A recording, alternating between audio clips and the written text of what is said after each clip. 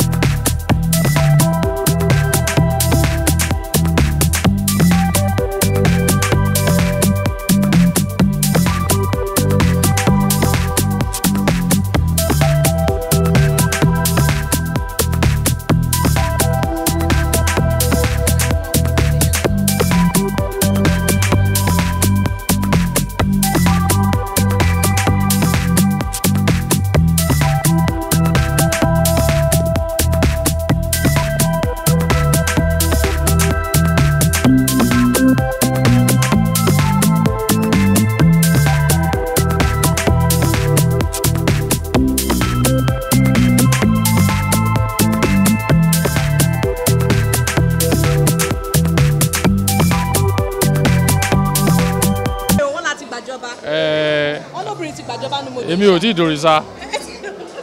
You're welcome, Yeah, sir. how are you? Báwo ni family, sir? We thank God.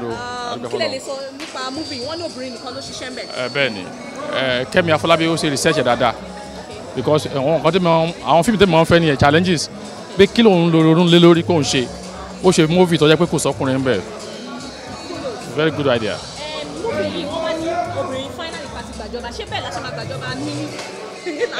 Ẹ ti gbàjọba tipẹ́ náà ẹ ti gbàjọba tipẹ́ ìfura ni ọwọ́ yín níjọba wà ẹ̀yin lẹ bí wa ẹ̀yin lẹ wà dàgbà so kò sáà ní àní obìnrin ti gbàjọba. Fún àwọn èèyàn all over the world kí lè sọ fún àwọn fans yìí, sir? Yá kò sí nǹkan tí mo fẹ́ sọ pé kí n máa dúpẹ́ lọ́dọ̀ wọn lọ tọ́lọ́ ń dá wọn sí fún mi tó dẹ́mi náà sí fún wọn Ọlọ́run á jẹ́ ká pẹ́pẹ́pẹ́pẹ́ á dẹ̀ ní súra alágbára Ọlọ́run.